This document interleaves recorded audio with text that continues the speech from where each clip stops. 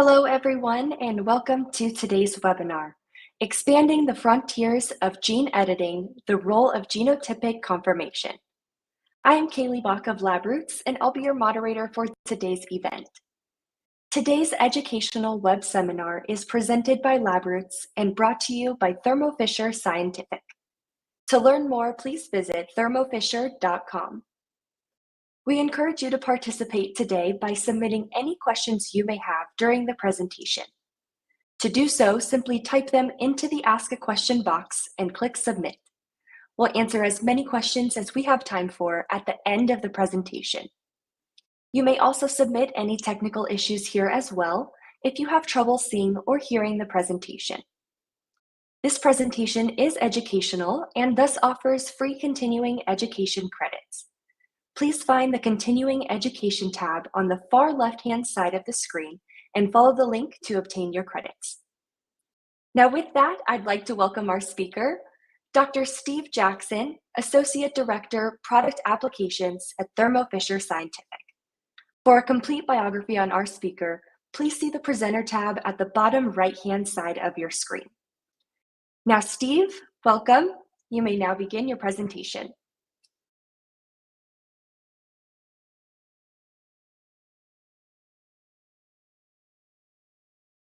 Hello, my name is Steve Jackson. I'm the Associate Director of Product Applications at Thermo Fisher Scientific. Today's webinar, I'm going to introduce to you some of the ways in which genomic conformation, sequence conformation, is useful in genome editing applications. During the talk, I'll discuss some of the very basics about genome editing and the need for conformation. I'll talk about some case studies where genome editing with Sanger sequencing has been important in understanding the way that the biology has manifested in these experiments. I'll briefly talk about some of the different technologies that are used for genomic sequence conformation. And I'll introduce the software that we've recently developed called Seq Screener, which is useful for analyzing genome editing experiments, especially in large formats. And then we'll finally summarize a little bit. Okay, so you wouldn't be at this talk if you didn't understand the ways in which the genome editing is revolutionizing the way we understand biology. It's really touching about every aspect of things that we do as scientists and as clinicians, from modeling animal diseases and modeling human diseases in animals, tissue disease modeling in single cells and in 3D organoids, engineering stem cells, gene therapies, crop yield improvements. All these different things are being revolutionized by the ability to manipulate genomic sequences. And one of the reasons that this is so important is that it's become extraordinarily flexible. There are lots of different things that and ways that you can manipulate a genome. And this is useful for studying gene function, for targeting genes, for adding transgenes into the genome and having that be heritable, for labeling endogenous genes, for integration of markers, for tissue engineering, for correcting sequences. Again, it's just enormously and remarkably flexible and relatively simple to perform as well.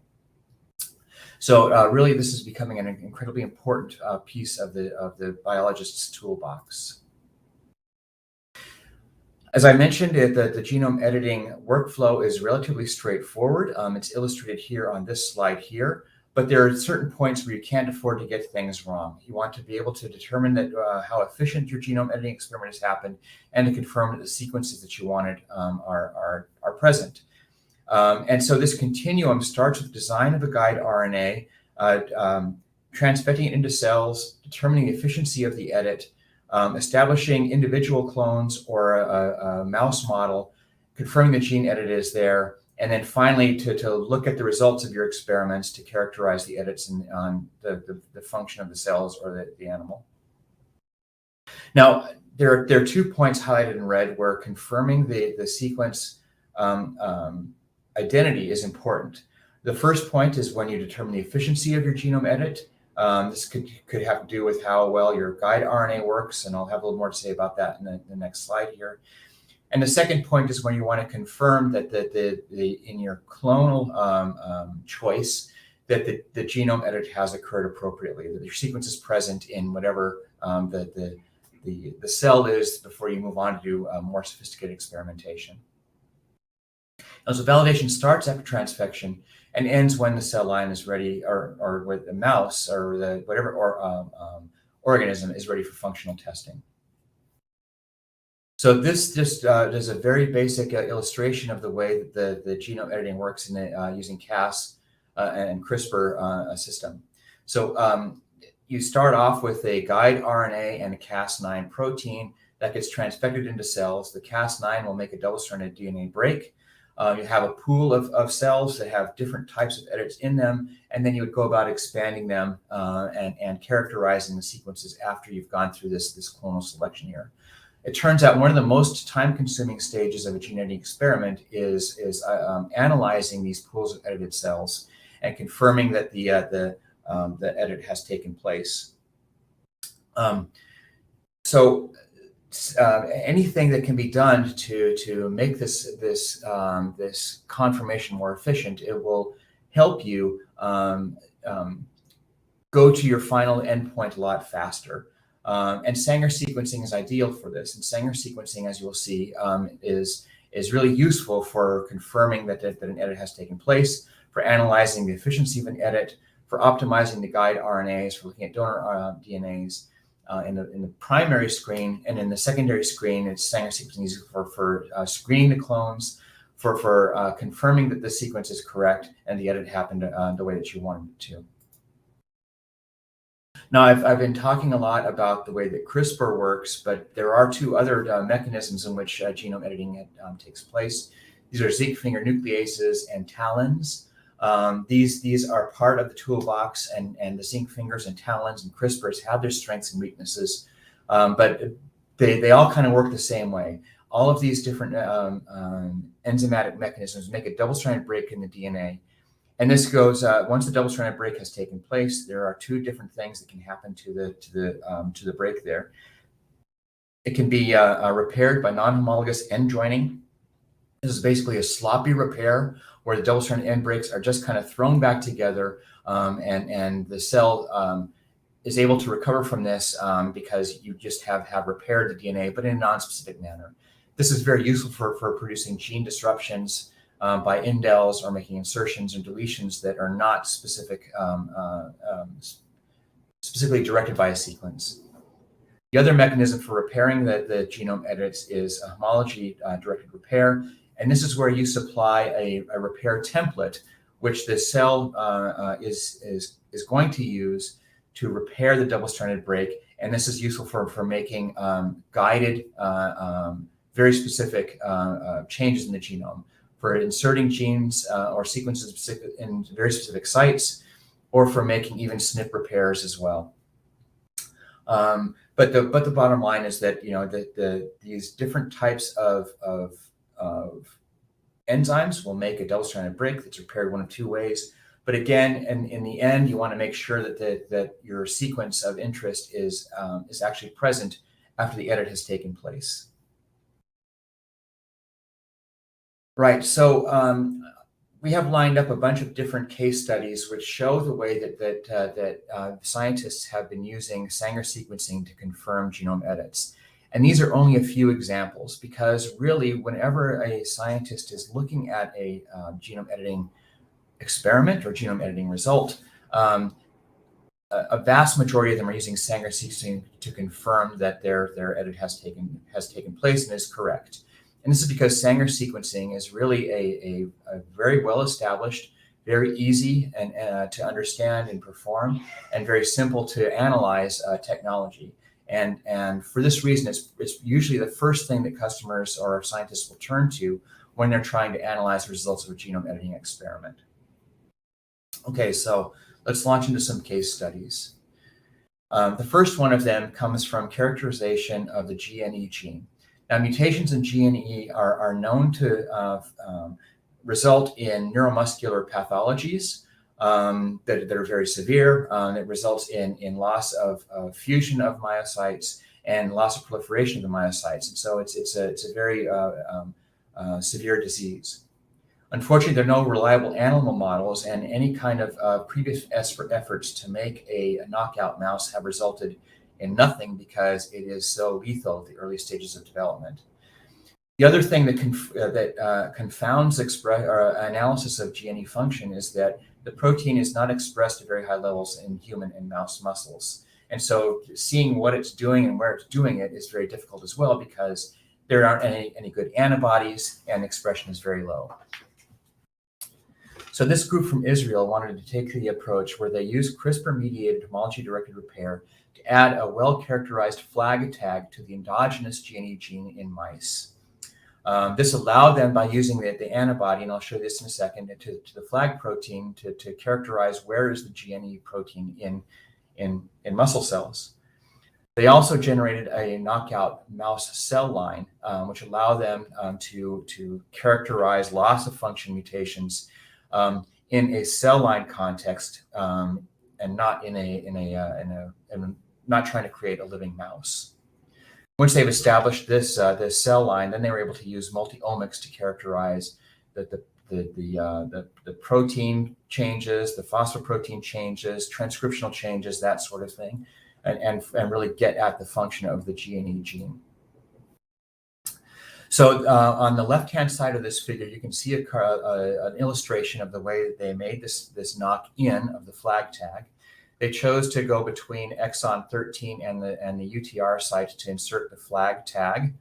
The bottom part of this figure shows the Sanger sequencing that resulted from their insertion. They were able to confirm using Sanger that the flag tag is present. And then the immunocytochemistry staining figure that you see at the top there is simply the mouse cells that were stained with the anti-flag antibody, showing where the tagged protein is localized in mouse myocytes, and it's mostly cytoplasmic.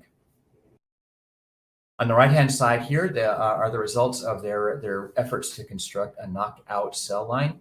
They used guide RNAs to target exon 3, and they used 3 different guide RNAs to really increase the likelihood of having a knockout mutation. They looked at 40 different clones, and they showed that there were knockouts in each one of those different clones. And they focused in on 2 different ones. There's a 43 base pair deletion, which they found was homozygous, and a 305 in the cells, and a 305 base pair deletion, which was heterozygous in certain cell lines. And so they focused a lot of their omics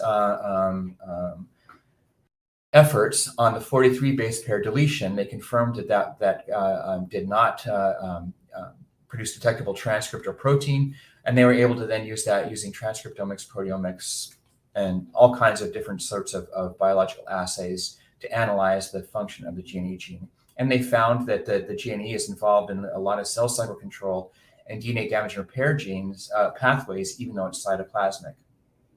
This provided some interesting hypotheses and allowed them to go on to do some other experimentation.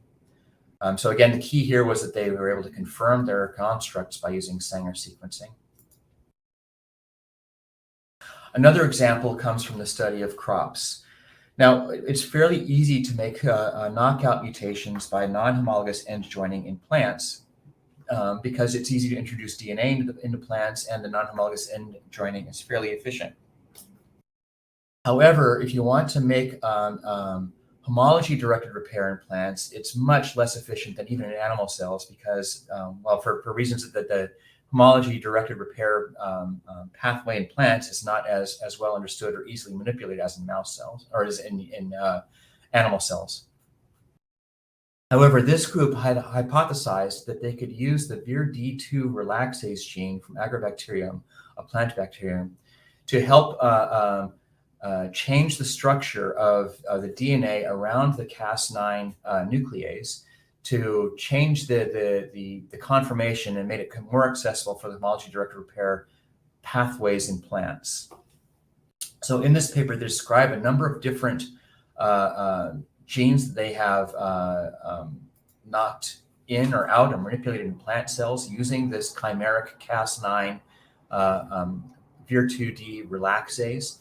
The way that it works is cartooned here on the left-hand side of the slide, where they have the Cas9 relaxase chimeric protein with the guide RNA to direct where the sequence goes, and then they have the donor molecule that's being used as a repair template. These are transfected into plant cells. The relaxase does its conformational change, allowing the homology-directed repair to work and produce the homology-directed repaired DNA. Again, in this paper, they showed this works in a number of different plants and a number of different genes. On the right-hand side, I just took one example where they look at one gene in rice. They use homology direct repair to introduce some point mutations, and they showed that the rice has, a phenotype, but they confirmed that the changes they introduced were there by using Sanger sequencing, as shown again on the right-hand side of this panel. So this chimeric Cas9 relaxase protein is able to enhance the ability of homology-directed repair to work in plants, and that these investigators use Sanger sequencing to confirm that they got high efficiency homology-directed repair using this chimeric enzyme. This just shows that I just told you that. Okay, the next example I'll talk about is looking at microRNA regulation in thyroid tumors. This group from Brazil noticed that miR-146b expression is correlated with thyroid tumor aggressiveness and progression. What they wanted to do was to evaluate the effects of knocking out this miR-146b in thyroid cancer cells and see, what are the results of that? Does it make it less aggressive? Does it make the thyroid tumors less progressive? So the way they did this is that they used two different guide RNAs to direct the Cas9 double-stranded break apparatus to opposite strands surrounding the miR-146b locus. They then, upon treating the cells with these two Cas9 PAM constructs, they're able to efficiently knock out, completely remove the sequence between the two PAM sites and basically remove function of the miR-146b in these cells. They confirmed this by Sanger sequencing, of course, although they don't have the traces shown here, but they did show that both the miR-146b and 146-3p were knocked out. They were then able to take these cells and these human thyroid tumor cells and transplant them into nude mice. And they showed that the control cells were able to produce tumors that were easily visible when in the mice, but the cells that had the miR-146b were knocked out, were completely incapable of growing in the nude mice here. They had no tumors that grew there. And so they concluded then that the knocking out of miR-146b was able to slow progression of thyroid tumors in nude mice, and therefore is important for growth of thyroid tumor cells in human cancer models. The next experiment was looking at a form of retinal degeneration mice. Now, mutations in this RPGR gene cause an X-linked form of retinitis pigmentosum, and it causes retinal degeneration in humans, and there's a mouse model for this as well.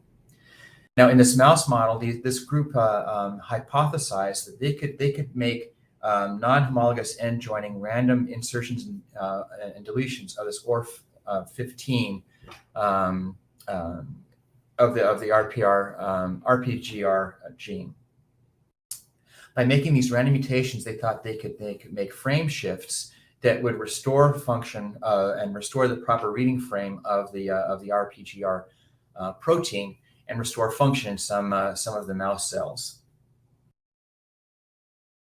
So the way they did this is that they used just traditional guide RNA Cas9 mutations in these cells. They were able to show that by using this non-homologous end joining and random sort of rejoining here, they were indeed able to restore expression of this 570 ORF part of the RPGR gene in some of the cells. What we have here is the wild, or the starting cells on the left-hand side, top left-hand side of this figure. When they use the CRISPR to knock out or make these random insertions and deletions, you can see there's now some punctate expression of the OR15 of the RPGR570 gene itself. And then on the bottom, part B here, you have a wide field view showing that there are a number of cells that have restored expression of the RPGR570 fragment. And when they counted these, it turns out to be about a third of them. And one of the things that was interesting was that when they sequenced some of these photoreceptors that had the RPGR570 restored, all of them had the same frame shift mutation. So this provided some interesting sort of insights. Was that, first of all, that the simplified CRISPR paradigm, just randomly making mutations, was able to restore function in approximately a third of these retinal cells. But when they genotyped by sequencing, they're able to provide a more complete picture of why the rescue took place. Is that they were able to get, for reasons that are not clear, but they were able to see that there was a uniform restoration of the frame in these corrected cells, and again provide some extra insights by genotyping that you don't get just from phenotyping. And therefore, it's always a good idea to genotype, provide some kind of sequence context of your constructs, because you're able to get some kind of insights that could lead you down some paths of inquiry or further understanding of the function of the gene in the future. Okay, so what we've talked about so far is basically using the CRISPR to make double-stranded breaks, followed by either random repair or site-directed repair using homologous repair mechanisms. As I mentioned at the top of the talk, the CRISPR function, or the CRISPR system, is very flexible. And investigators have found that they could append or add certain functional enzymatic characterization, functional enzymatic activities to the CRISPR nuclease to edit DNA sequences without making double-stranded breaks. For example, they can use a cytosine base editor, as a deaminase, which changes a C to basically a T, and at the sites of the guide RNA, and therefore you can make very specific base changes without having a double-stranded break made here. Similarly, there's an adenine base editor which will allow you to make A to G changes.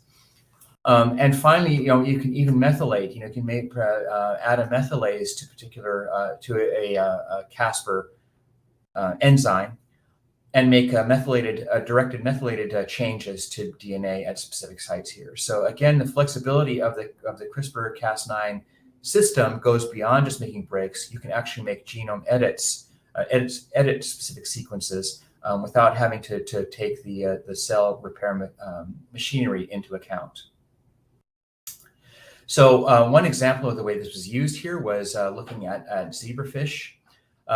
This group here was trying to see if they needed to have particular PAM sequences. PAM is part of the CRISPR recognition sequence pathway. These are encoded in guide RNAs that help direct the CRISPR enzyme to very specific sites. There are a number of different ways this can be done, and this group here was looking at different PAM sites with this cytidine base editor to see if they can make specific changes, which using the CBE enzyme, they can make specific changes without having to rely on specific PAM sites. To show that they were able to do this, what they did was that they first of all looked at the tyrosinase gene in zebrafish, and they chose this because knocking out tyrosinase function produces albino zebrafish. They lack certain pigmentation, and it's very easy to see phenotypically. And sure enough, they were able to show that using this one type of cytidine base editing mRNA sequence, they're able to knock down or knock out the tyrosinase activity at this one site and produce albino mutations at a very high frequency. Building off of this, they're able to use the same cytidine base editor, this known as CBE4 max SPRY, to edit NRAS and TP53 genes in zebrafish and reproduce the human melanoma phenotype by having these genes cause overproliferation of melanocytes in zebrafish. Again, they confirmed that these changes took place by using Sanger sequencing, and they were able to characterize now overexpression of NRAS mutants, and they were able to show there's a biological function of this overexpression brought about by the cytidine base editing in fish. So it's a very cool way to change sequences without having to enlist the double-stranded break technology, and in some cases it can be more efficient than the double-stranded break and followed by homology-directed repair.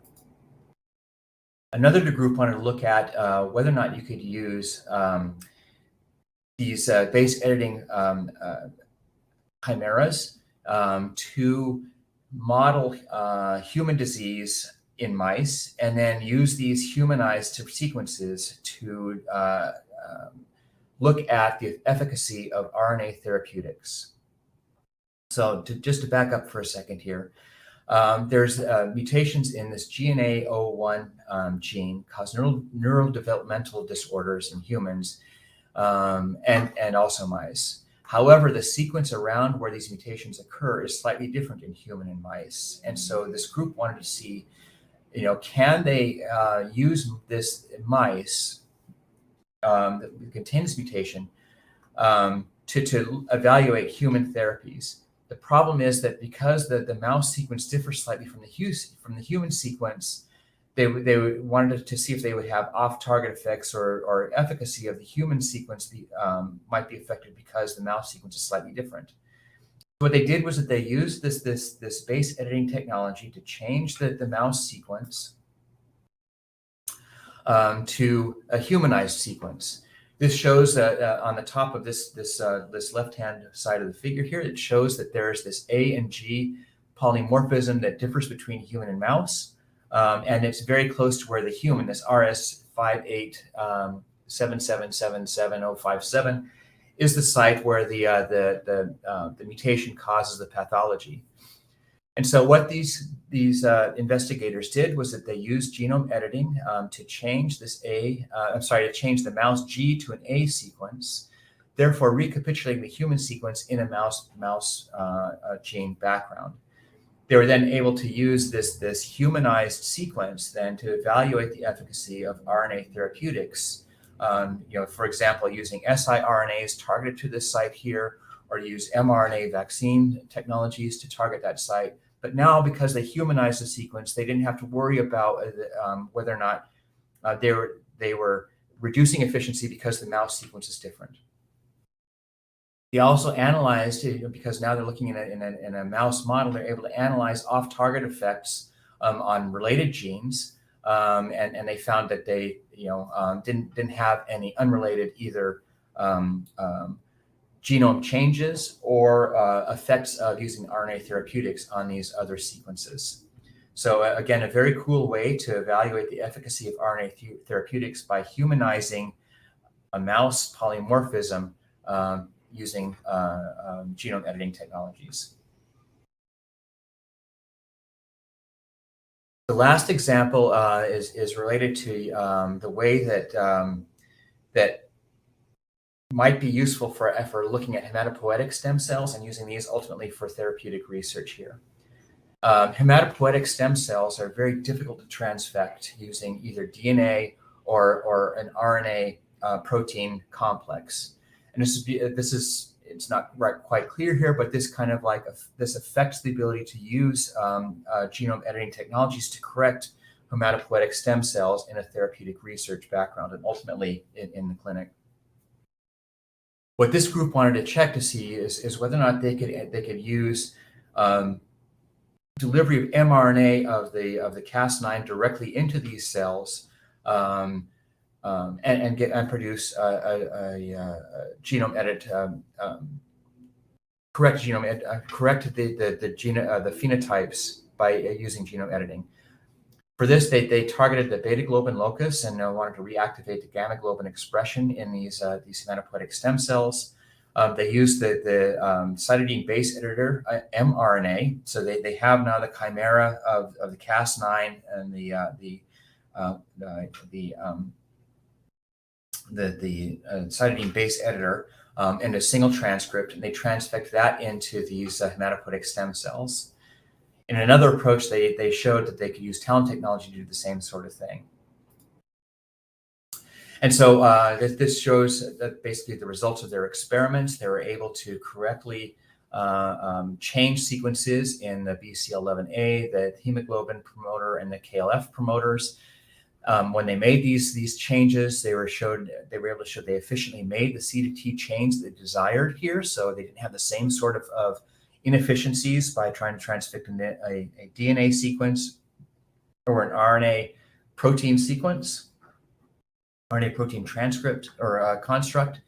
And then they were able to show that the base editors were able to restore gamma globin expression in these cells, in the cells that had the gamma globin or the BCL11A mRNA, guide RNA and Cas gene base editor transfected at the same time. This slide shows that they could do basically the same sort of thing with TALEN if they encode the TALEN mRNA on a single transcript, they will transfect those into cells and get the desired change much more efficiently than if they used a DNA encoding transcript on their own. So the mRNA delivery shows high editing efficiencies. It doesn't affect the cell viability, and differentiation of the stem cells downstream is suitable for functional assessment of the gamma globin expression by using these different genome editing technologies. Okay, so now I'm just going to change gear a little bit and tell you why Sanger sequencing is useful for this. I'll start off by saying that Thermo Fisher is a very large company that sells a large number of different tools that are useful in the genome editing continuum. Everything from designing and building your guide RNAs to the culturing of the cells, the delivery of the guide RNA, Cas, or TALEN, whatever is needed into your cells here. I focused a little bit on Sanger sequencing and the step where you determine the efficiency of your genome edits here. But there, as you'll see in a second here, there are other tools that can be used for this. We have the materials needed for cloning out the cells, for analyzing the genome edit after you've established the clones or your animal models. And finally, the tools that are useful for downstream characterization of these genome edits, from TaqMan assays through transcriptomic analyses, through imaging systems, mass spectrometry, flow cytometers, et cetera. So really, Thermo Fisher is well poised to supply anything needed without the genome editing continuum. This talk is focused on Sanger sequencing, and again, whatever your needs are for Sanger sequencing, we have tools available for that. From the low throughput Seq Studio through our flagship Seq Studio Flex instrument to the high throughput 3730 XL instrument here, we can accommodate the different workflow needs for your laboratory for Sanger sequencing. Plus, we have the reagents and the software, which I'll have more to say in a second, to help you streamline your workflows using well-established reagent systems and software analysis tools. As I've mentioned, Sanger sequencing is not the only thing necessary not the only tool that can be used for genome editing. We have next generation sequencing solutions, PCR-based systems. a cleavage assay using T7 exonuclease. There are phenotypic ways that this can be accomplished by fluorescent microscopy, flow cytometry, Western blot. And each one of these has strengths and weaknesses as indicated here on this slide. They differ in costs, and difference in throughput, differences in ease of use. So again, the tool that is best suited to your comfort levels exists, and we recommend talking to us to find out what is the best tool for the type of research you're doing here. Most likely, Sanger sequencing is going to be most useful for confirmation of the exact sequence that you've constructed.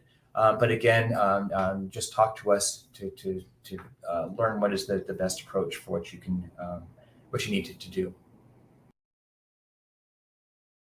The last bit of the talk will focus on our Seq Screener gene edit confirmation application. This is a piece of software that we've developed that helps solve the following problem. So when you analyze a mixed culture, and this is particularly in the primary clonal stage, you can see from Sanger sequencing that you have clean sequence up to the point where the edit happened. Downstream of that, you have a very mixed sequence trace. You can see that an edit happened, but you have no idea what types of edits are present there or how efficient it was. So Seq Screener is a tool that we developed that helps take those Sanger sequencing traces from mixtures and help you evaluate how well your edit worked, or how efficient your edit was, and what the next steps for your experimentation might be. So the software is useful for primary and secondary screening. It's useful for batch mode processing, so you don't have to load individual sequences at once.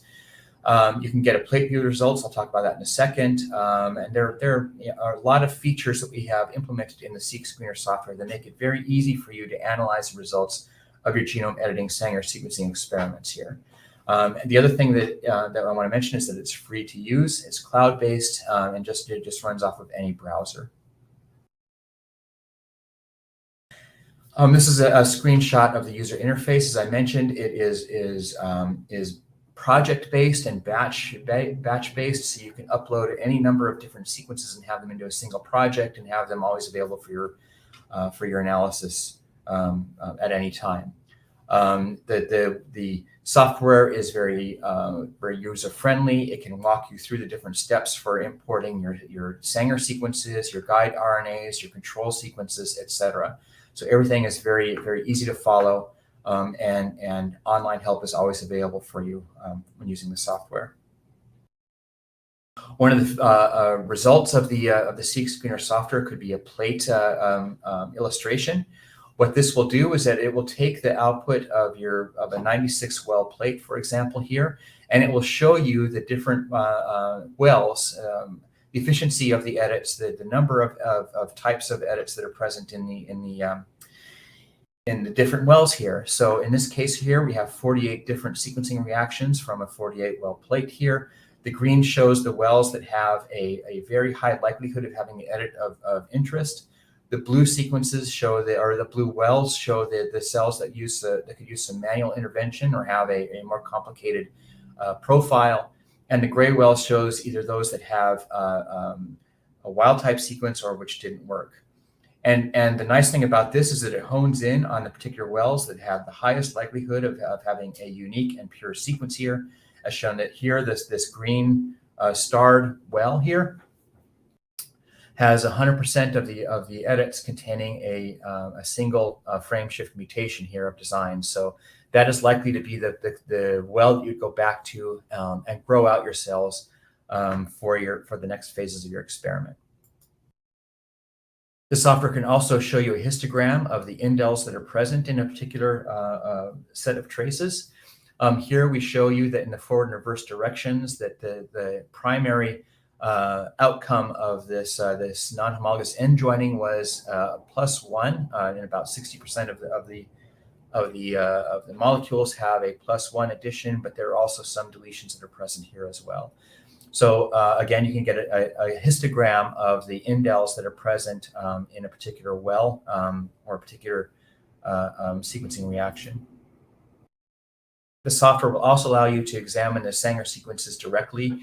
Here's an example of Sanger sequences from the control at the bottom and from the edited sample here, where the guide RNA and the PAM sequence is shown on the control at the bottom. And then in the edit sequence, you can see that there is a heterozygous base change here. Let's see, it looks like an A to T, or I'm sorry, A to G change here, where the red arrow is pointing. And so you can confirm by using Sanger sequencing in the Seq Screener tool that your edit has taken place, and you can see the quality of the sequence by looking at the Sanger trace itself. So just to summarize, I've shown you that Sanger sequencing is an ideal tool for gene editing confirmation. The confirmation of edits can generate scientific insights that are not provided by phenotypic analysis alone, as illustrated by the uniformity of the frame shift. It was kind of a surprise to those investigators. Sanger sequencing has a complete workflow that generates high-quality genomic information that can be used to confirm knockouts, knock-ins, single base changes, insertions, and even chromosomal rearrangements. And finally, I've introduced to you the Seq Screener Gene Confirmation app. It's free and cloud-based, and it provides a powerful sequence analysis tool for users of all skill levels. We've designed it to be an intuitive design and intuitive reporting. The results can be obtained very rapidly, and it's basically an all-in-one solution for analysis. So with that, I'd like to thank you, and I think we're open for questions in a few minutes.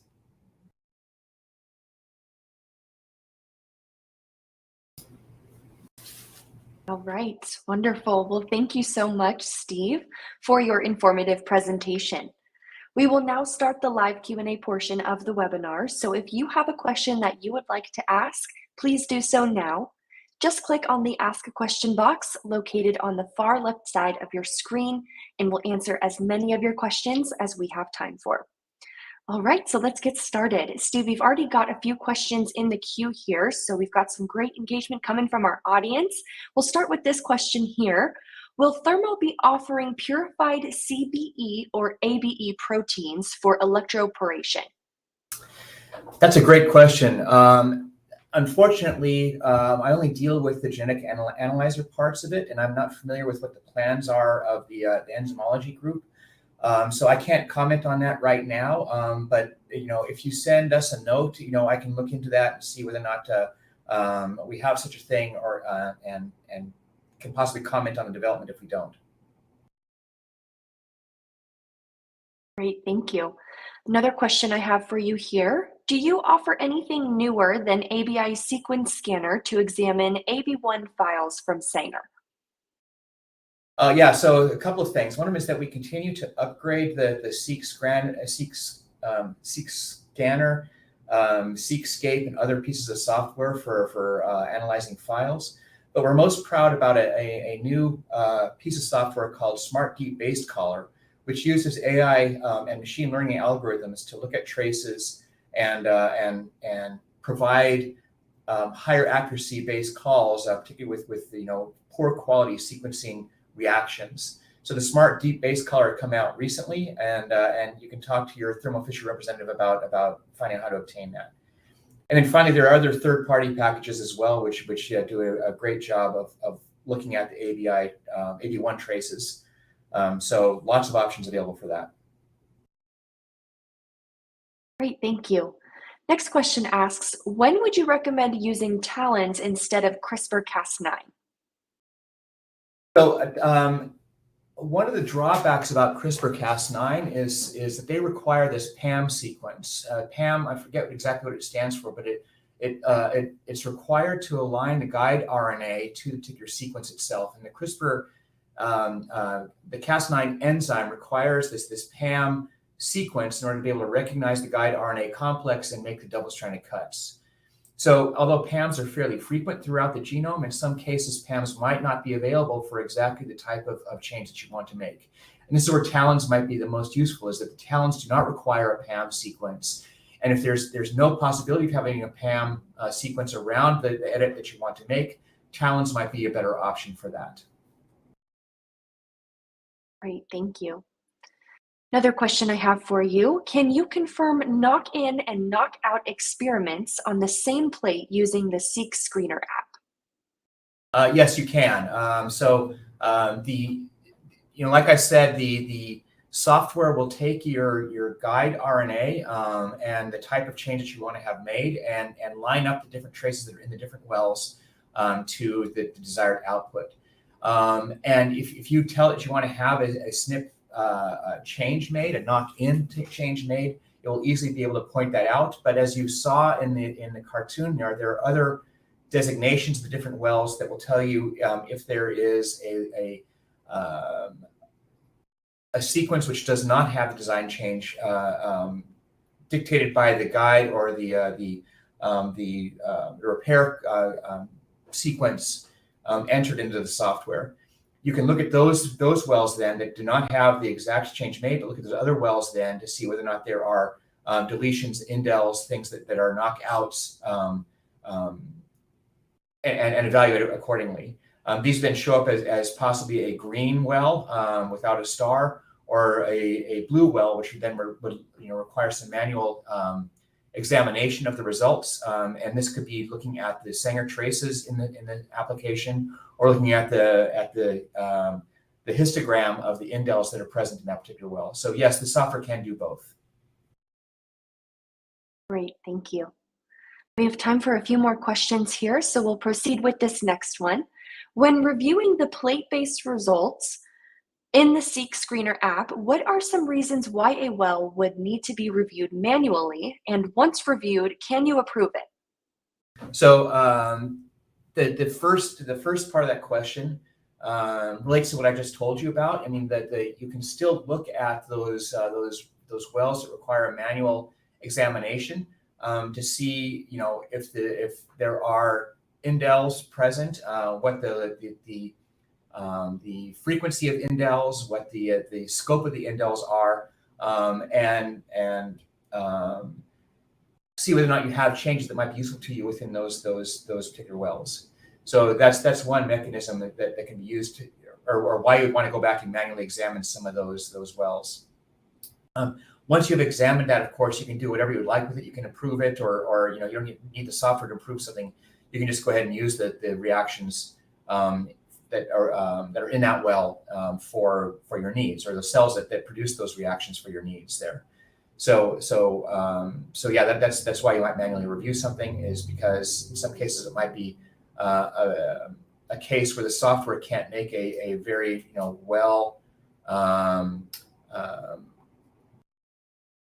very well characterized, very solid determination about the success of that experiment. Great, thank you. All right, next question here. There are multiple technologies that we can use to confirm gene edits and gene edit efficiency, like NGS. Are there specific situations where it's better to use Sanger sequencing than NGS? A couple of them. One of them is that Sanger can provide for you results a lot more quickly, a lot more inexpensively, and a lot more easily to determine. So Sanger sequencing, can get you to your answer in a lot of cases faster than next-gen sequencing can. So I would argue that in most cases, Sanger sequencing might be the way that you would go first, because it does provide for you a picture that is faster than you would get by next-gen sequencing. Now, having said that, next-gen sequencing can provide a lot of information that you don't get out of Sanger sequencing, like looking at unrelated sites, looking at all of the different changes in a digital manner, and so there are definitely strengths to using next-gen sequencing. But when you use Sanger sequencing, you can get to your answer many times a lot more quickly if all you're looking at is whether or not your experiment worked. Wonderful. All right. Well, Steve, thank you so much for your time today and your important research. Do you have any final comments for our audience before we go? Yeah, just one final thing is that, as I mentioned before, Thermo Fisher is a very large company that provides a lot of different things. And as pointed out in one of the questions, a lot of times, we don't even know what some of the other divisions are doing. What I want to say is that we're here for you. We would like for you to talk with us and let us help you design your experiments and find the best solution for you to do your biology, to do your research. And we have a vested interest in making sure that you succeed in what you're doing. So we want to be your partner. Please talk to us and let us help you do the best science that you can. Great. Well, Steve, I want to thank you again one final time here for joining us today in your important research. We would also like to thank LabRoots and our sponsor, Thermo Fisher Scientific, for underwriting today's educational webcast. Before we go, I'd like to thank the audience for joining us today and for their interesting questions. Questions we did not have time for today and those submitted during the on-demand period will be addressed by our speaker via the contact information you provided at the time of registration. This webcast can be viewed on demand, and LabRoots will alert you via email when it's available for replay. We encourage you to share that email with your colleagues who may have missed today's live event. So until next time, take care, everyone. Goodbye.